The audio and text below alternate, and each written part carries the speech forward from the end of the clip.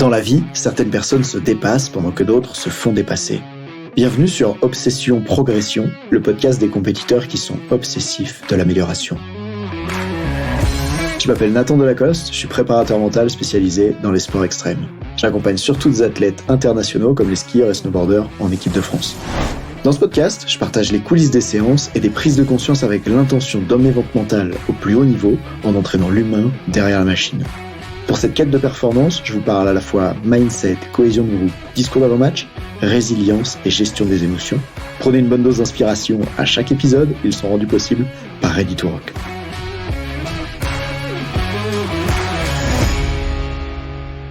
Comment tu réagis quand tu es au fond du trou ? Qu'est-ce que tu fais quand ça va pas du tout ? Dans cet épisode 13, c'est parti et on va se demander, tu sais, quand tu es un compétiteur, ou même quand tu es un coach, ou juste quand tu es un être humain, et que ça va pas pour toi, c'est quoi le type de réaction que tu as ? Est-ce que tu as tendance à t'isoler, à te rapprocher des autres ? Et on va voir en fait quelle influence ça a sur les performances. Ce que je veux faire dans ce podcast, c'est aussi te parler d'une situation difficile que je suis en train de vivre. Je fais beaucoup de podcasts dans lesquels je te raconte les coachings géniaux que j'ai fait, comment ça s'est bien passé, comment j'ai aidé un athlète à changer. Mais la réalité, c'est que en préparation mentale, ça se passe pas toujours bien. En tout cas, pas toujours aussi bien que j'aimerais. Et des fois, moi-même, je suis en difficulté. Je peux être en difficulté dans un accompagnement, et c'est celui dont je vais te parler maintenant. Dans cet accompagnement-là, avec un skieur en équipe de France, je l'accompagne depuis bientôt 1 an. En tout cas, là, on est en mars, et c'était en mars l'année dernière, au moment où je fais ce podcast. Depuis le mois de novembre, ce qu'on a mis en place, c'est un abonnement avec 2 séances par mois. C'est ce qui était prévu. Depuis le mois d'octobre, on a mis ça en place. Et en fait, pendant l'hiver, de décembre à fin février, voilà, début mars, on n'avait pas fait de séance. Ça fait comme 6 séances que théoriquement on aurait dû faire pendant cet abonnement-là et qu'on n'a pas fait. Et la raison pour laquelle je te parle de ça, c'est pas un problème d'argent, il a fait l'abonnement, il est pas venu et tout. C'est vraiment un problème d'intervention. Pendant cette période-là, pendant que tu as calé un intervenant, un rythme d'intervention avec un athlète, comment tu fais au moment où, en fait, l'athlète, il prend pas rendez-vous avec toi pour faire des séances? C'est un truc pour moi aujourd'hui en tant que posture de coach qui a été difficile à régler, dans le sens où dans certaines écoles de coaching, ce qu'on va te transmettre, c'est que l'athlète, il est expert de sa situation, il est responsable et c'est lui qui vient vers toi au moment où il en a besoin. Et je la trouve intéressante, cette posture dans laquelle tu laisses l'athlète venir vers toi, parce qu'après tout, le but, c'est de développer l'autonomie chez lui et qu'il n'ait pas tout le temps besoin du coach pour pouvoir être performant. Et en même temps, il y a quelque chose de limitant là-dedans et qui fait lien avec la première question que je te posais au début de cet épisode, qui était comment est-ce que tu réagis quand tu es en difficulté, en fait ? Puisque pour beaucoup de personnes, et ça a été mon cas, quand on est en difficulté, on a tendance à s'isoler, à vouloir être seul, à vouloir se couper du reste du monde. Et j'ai vécu ça, tu vois, dans ma situation personnelle, dans laquelle je me suis fait larguer il y a quelque temps, et ça a été extrêmement douloureux pour moi cette période-là. Et dans cette période-là, j'allais pas solliciter mes amis pour les voir, j'allais pas envoyer plein de messages à tout le monde, j'allais pas faire beaucoup d'autres choses. À la limite, j'ai pu travailler très dur et beaucoup, parce que ça c'est quelque chose qui me permet de penser à autre chose et j'adore mon travail. Mais tu vois, j'ai plutôt tendance à cet isolement-là, en fait. Alors que pour une autre personne, j'ai rencontré un jour une femme que malheureusement j'avais quittée. Et pour cette personne-là, quand je l'ai quittée, ça a été très dur pour elle. Et ce qui s'est passé ensuite, c'est que chaque jour de la semaine, pendant des mois, elle voulait absolument que un et plusieurs de ses amis se relaient pour être avec elle, au quotidien quand elle était dans cette période-là difficile. Elle, dans cette période difficile, elle voulait absolument quelqu'un autour d'elle. Et là, tu peux voir qu'il y a des êtres humains qui sont très différents, en fait, et que elle et moi, d'ailleurs, à cet endroit-là, on était très différents. C'est ce qui posait parfois des problèmes dans le couple, c'est que moi, quand ça va pas, j'ai tendance à m'isoler, et elle, quand ça va pas, elle a tendance à chercher du soutien social. Le lien que je fais avec l'entraînement de sportifs de haut niveau, et l'endroit où je me pose aujourd'hui la question en tant que coach de comment progresser, c'est que ton rôle, c'est peut-être pas toujours d'avoir une posture basse, et de laisser l'athlète choisir si c'est le moment de faire une séance ou pas. Puisque justement, si l'athlète, il a un profil un peu comme moi, c'est-à-dire que quand il est en difficulté, il s'isole, c'est pas parce que c'est son comportement spontané que c'est ce qui le rapproche le plus de ses objectifs. Par exemple, spontanément, quand il y a du chocolat blanc, j'ai envie de sauter dessus, tu vois, j'ai trop envie de manger le chocolat. Maintenant, est-ce que ça me rapproche ou ça m'éloigne de mes objectifs de fitness ? Je te laisse imaginer. Et donc, en tant que coach, pas coach comme on t'enseigne dans les écoles traditionnelles, etc., posture basse et tout, mais plutôt en tant que coach dans le domaine de la performance, dans le domaine du haut niveau, est-ce que ça serait pas ton rôle, mon rôle, pour un athlète qui est en difficulté, qui a la tête dans le caca, d'aller mettre la main sur son épaule et de dire « viens, on y va. Viens, je vais t'aider à changer ta situation. Viens, je vais t'aider à rebondir. » Parce qu'après tout, Si une partie du rôle de coach, et je crois vraiment à ça, c'est d'aider l'athlète à être résilient. Si une partie du rôle de coach mental, c'est d'aider l'autre à rebondir quand il est en difficulté, ben tu peux pas juste tolérer, tu peux juste pas tolérer que lorsqu'il est en difficulté, il s'éloigne, il reste dans son coin, il fasse rien. Et là, on vient d'avoir une séance ce matin avec cet athlète en équipe de France de ski alpin. Et du coup, j'ai voulu absolument adresser le cas. Parce qu'imagine, on avait convenu ensemble de faire 2 séances par mois, bien en fait, on n'a pas fait pendant 3 mois. Je me dis, bon, bah, là, il y a un truc à changer, il y a un cadre à reposer. Et donc, j'ai été lui poser des questions, j'ai été lui demander pourquoi on n'a pas fait de séance et tout ça. Et j'ai fait des évocations. Je lui ai dit, est-ce que tu penses que c'est, par exemple, parce que quand t'as été en difficulté, bah, il y a des moments où, comme moi, t'as plutôt tendance à te jeter sur le chocolat, alors qu'en fait, c'est pas ça dont t'auras besoin. T'aurais eu besoin de quelqu'un qui vienne t'aider et te soutenir, tu vois. Et il a reconnu ça, en fait. Il a reconnu qu'il a eu tendance à s'isoler et que parfois ça l'a éloigné de ses objectifs parce qu'on aurait pu bosser ensemble. Et c'est à ce moment-là qu'avec l'athlète, il y a une question qui se pose de comment l'accompagner le mieux possible.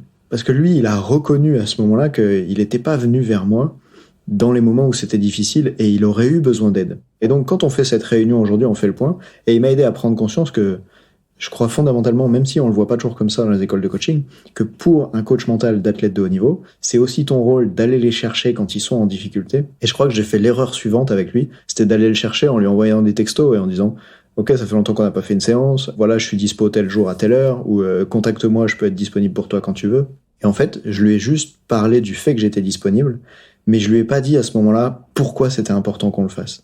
Alors que lui, son cerveau était certainement en mode « Pourquoi c'est important qu'on le fasse pas ?» Ah oui, imagine quand t'es en difficulté et que tu veux t'isoler, t'as toutes les bonnes raisons qui tournent dans ta tête de ne pas parler au coach, tu vois, de t'isoler dans ton coin, même si t'as une très bonne relation avec le coach. Vu que, évidemment, j'ai aussi été questionné ça avec lui. Est-ce qu'il a envie qu'on continue alors que ça fait 3 mois qu'on n'a pas fait de séance? Mais il m'a renouvelé à quel point ça lui plaisait vraiment, il avait envie de continuer. Et du coup, à ce moment-là, je me dis, une meilleure façon de le contacter, en fait, plutôt que de juste proposer mes disponibilités, ça aurait été de dire, ok, appelons-le Paul. Tu vas remarquer que souvent, quand j'anonyme, ils disent, il s'appelle Paul. Mais en fait, c'est pas tous le même, hein, à chaque fois. C'est juste que j'aime bien dire Paul. D'envoyer un message, par exemple, dans lequel, à la place, je dirais, Paul, t'es peut-être en train de vivre une situation difficile. Et en général, quand on vit une situation difficile, on a tendance à vouloir s'isoler, à pas vouloir parler, à attendre que ça passe. Et en réalité, souvent, la meilleure façon de devenir un athlète du plus haut niveau, c'est dès que t'as un problème, de chercher à le résoudre. Et moi, je peux être cette personne qui t'aide, qui t'accompagne, et on va chercher ça ensemble. Et pourquoi pas te faire une analogie, tu vois, te rappeler que quand tu fais du surf et que tu veux passer la barrière de vagues, ben souvent tu dois ramer très très fort pour remonter et prendre les vagues dans la figure, ramer fort pour pouvoir dépasser les vagues qui cassent. Et ensuite, une fois que tu arrives au pic, ben, il y a certains endroits pour faire du surf où en fait là-bas il y a beaucoup de courant. Et du coup c'est très frustrant parce que toi tu crois que tu as enfin passé la barrière de vagues et que tu peux te reposer là où t'es, que tu peux t'arrêter là en attendant, avec un peu de récup, en attendant les prochaines vagues qui arrivent. Mais en fait s'il y a du courant, tu dois continuer de ramer sans cesse pour rester à cet endroit-là. Et moi l'athlète que j'entraîne, ben, en fait lui une fois qu'il a eu passé ces difficultés-là, une fois qu'il a eu passé les premières vagues, une fois qu'il est arrivé au pic, bah, il s'est juste laissé emporter par le courant, en fait. Il s'est juste laissé dériver, et ça l'a éloigné de son objectif qui était de prendre une vague, alors que j'aurais pu, à ce moment-là, l'aider à rebondir. Et bien sûr, à long terme, ce qu'on veut, c'est aider l'athlète à rebondir par lui-même, mais en même temps, je crois que dans le sport de haut niveau, ce qui compte, c'est pas vraiment que les athlètes ils soient capables de tout faire par eux-mêmes. Ce qui compte, c'est aussi comment on réagit le plus tôt possible pour les emmener vers le plus haut niveau de performance possible. Et ça, c'est une spécificité que peut-être les écoles de coaching qui traitent pas du haut niveau, ben, ne traitent pas justement, et qui, à mon avis, demandent à être traitées. Dans une deuxième partie, ce qu'on a traité pendant ce début d'appel où on a bossé sur le cadre ensemble pour revenir sur ce problème-là, c'était de dire, tiens, mais d'après toi, pourquoi est-ce qu'on n'a pas fait d'autres séances aussi? Et en fait, il s'est rendu compte, c'est lui qui m'a dit, ben, tu vois, j'avais gagné cette course, j'avais gagné une FISE, et à ce moment-là, ben, je me suis dit que tout allait bien et que du coup, il n'y avait pas besoin de faire de séance. Et c'est vrai. Avant, j'étais aussi un préparateur mental comme ça. Avant, je croyais que les gens, ils venaient me voir quand ils avaient un problème, on résolvait le problème, et tant qu'ils n'avaient pas de problème, eh ben, il y avait plus besoin qu'on bosse ensemble. Génial, je développe leur autonomie, je suis les grands préceptes du coaching et de l'éthique, fantastique. Mais en réalité, et si dans le sport de haut niveau, le but c'était pas juste de résoudre les problèmes, mais aussi de construire pour la suite et d'être le meilleur possible. Regarde, si on compare un peu cette situation à ce qu'on fait dans l'entraînement, c'est pas au moment où t'es champion olympique et tu gagnes la course de ski, bah, que t'arrêtes de t'entraîner, en fait. Que t'arrêtes de faire du ski. Et que tu dis, bah, je me présente juste aux compétitions et puis je ferai de mon mieux. Non, tu continues d'élever le niveau. Par exemple, en snowboard, dans le sport qui se développe tous les ans depuis des dizaines d'années, ben, même les meilleurs mondiaux qui gagnent, ils sont en train d'inventer des nouvelles figures pour pouvoir les plaquer en compète l'année prochaine et faire évoluer le niveau du sport. Et du coup, ce que je comprends pas, c'est que pourquoi si on pense comme ça dans la discipline sportive, si on pense comme ça dans la partie ski, dans la partie snowboard, dans la partie basket, ce que tu veux, pourquoi on penserait pas aussi comme ça avec la préparation mentale? Et ce jeune-là, il a compris ça à ce moment-là. Une chose que je lui ai dit, c'est, Tu sais, toi aujourd'hui, t'es pas expert de la préparation mentale. Moi, je le suis. Et donc peut-être que je peux t'aider à trouver ce sur quoi travailler. Peut-être que parfois tu viendras en séance et tu te diras, aujourd'hui, franchement, je sais pas trop sur quoi bosser parce que ça va. Je viens de gagner ce week-end. Et que mon rôle, ça sera d'aider à voir avec toi ce sur quoi il y a encore à travailler pour t'emmener encore plus loin. Et là, tu peux compter soit sur moi pour pouvoir amener ça, soit même, par exemple, quand tu viens de gagner une course, sur comment on peut capitaliser là-dessus pour que ça te serve pour les prochaines courses. Comment on peut s'en servir pour, par exemple, faire un ancrage et faire en sorte que ça augmente ta confiance pour les prochaines. Comment on peut s'en servir pour comparer cette course-là à d'autres dans lesquelles t'as perdu, ça s'est mal passé, et voir débriefer, en fait, voir qu'est-ce qui a fait ici que ça marche. Un peu, tu sais, comme une agence marketing ou un business qui lancerait un nouveau produit et ils s'aperçoivent que cette fois-ci le produit il fonctionne, ça serait leur job de s'arrêter un moment et de dire qu'est-ce qui fait que ce lancement-là, ce produit-là a marché alors que ça marchait pas auparavant. Donc à mon avis, il y a plein d'atouts à continuer de bosser quand ça va aussi, alors que c'est pas forcément ce qu'on t'apprend dans les écoles de coaching où des fois on va te dire les gens ils viennent, ils prennent quelques séances et quand ça va, ils arrêtent de venir te voir. Je pense que dans la performance de haut niveau, on devrait pas faire comme ça, on devrait faire autrement. Et quand je te dis ce on devrait, en fait, je témoigne d'un changement que je suis en train d'avoir à l'intérieur de moi, de ma pratique quand elle a commencé il y a des années. Je pensais de la précédente façon, celle que je viens de te présenter. Et maintenant, grâce à l'échange que j'ai eu ce matin, ça m'aide encore à aller un peu plus loin avec tout ça et à voir comment est-ce que je devrais intervenir avec des athlètes de très très haut niveau. Et je terminerai, oui, je dis toujours que je vais terminer un épisode alors qu'en fait il est pas toujours terminé, c'est ce qui va se passer maintenant. Je terminerai en disant la chose suivante. On a vu ensemble 2 raisons pour lesquelles un accompagnement suspendu devrait pas être OK. Le coach devrait, en tout cas moi je crois que je devrais plus être OK et faire en sorte de prendre les choses en main dans 2 situations, celle où l'athlète il bénéficierait de continuer d'entraîner son mental pour pouvoir construire, et aussi celle dans laquelle parfois l'athlète juste il ne contacte pas pour faire des séances parce qu'il est au bout de sa vie, ça va pas pour lui, et c'est le moment où il a besoin de quelqu'un qui mette la main sur son épaule et qui dit viens, on va bosser. Alors je t'invite toi, que tu sois coach, athlète ou entraîneur, à te demander comment moi j'ai tendance à réagir quand je suis en situation difficile. Est-ce que j'ai plutôt tendance à aller chercher de l'aide ou à m'en éloigner? Comment sont les gens avec qui je travaille? Puisque les conseils que je te donne dans ce podcast, franchement, je sais même pas si je donne des conseils, parce que je suis en train de moi-même réfléchir à comment je devrais faire évoluer ma pratique. D'ailleurs, si ce genre de perspective te plaît et t'intéresse, n'hésite pas à m'envoyer un message sur Insta ou juste en mail dans les show notes pour me dire si ça t'aide. Parce que je partage un peu où j'en suis, tu vois, juste après une séance comme ça. Le conseil que je te donne aujourd'hui, il est pas forcément adapté au cas que toi tu rencontres ou à l'athlète que tu as sous les yeux. Moi là, je te parle, tu vois, spécifiquement d'un athlète en équipe de France de ski qui fait du haut niveau, et avec d'autres athlètes que j'accompagne, j'aurais peut-être un point de vue différent dessus. Mais voilà la direction dans laquelle j'ai envie de me diriger, de aussi prendre les responsabilités en tant que coach, qu'une partie du job de coach, c'est d'aider les gens à rebondir quand ils sont en difficulté. Et pour ça, parfois, faut aller les chercher. Et je me demande si toi t'entraînes, qui est-ce que tu dois aller chercher maintenant?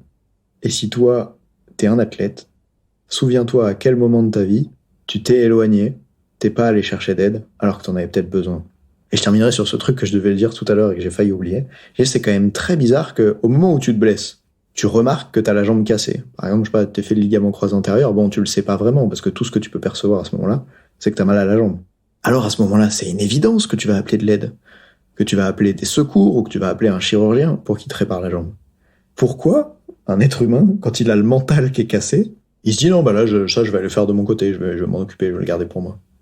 Je vous propose qu'on change et qu'on commence à entraîner notre mental un peu plus comme on entraîne notre corps en fait. Qu'on commence à se dire c'est normal, quand j'ai le genou cassé, je vais me faire aider, je peux pas m'opérer moi-même. Et quand j'ai quelque chose qui va pas dans ma tête, plutôt que de vouloir m'enfoncer de mon côté et m'éloigner de tout, je vais chercher de l'aide. Et d'ailleurs, dans la rupture dont je te parlais tout à l'heure, je m'étais fait coacher par rapport à ça pour pouvoir en sortir. Voilà, j'espère que ce podcast, il t'a aidé, qu'il donne des perspectives qui font réfléchir. Demande-toi comment tu réagis quand t'es en difficulté. À la prochaine. Salut.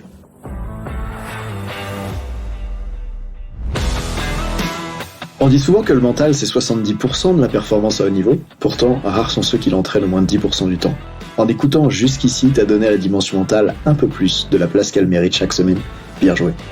Ma mission audacieuse, c'est d'aider le monde du sport à se transformer en profondeur, et je veux faire en sorte que plus aucun coach ne passe à côté de la psychologie de ses athlètes. C'est pour accomplir ça que je crée une tonne de vidéos sur YouTube et des épisodes comme celui que tu viens d'écouter.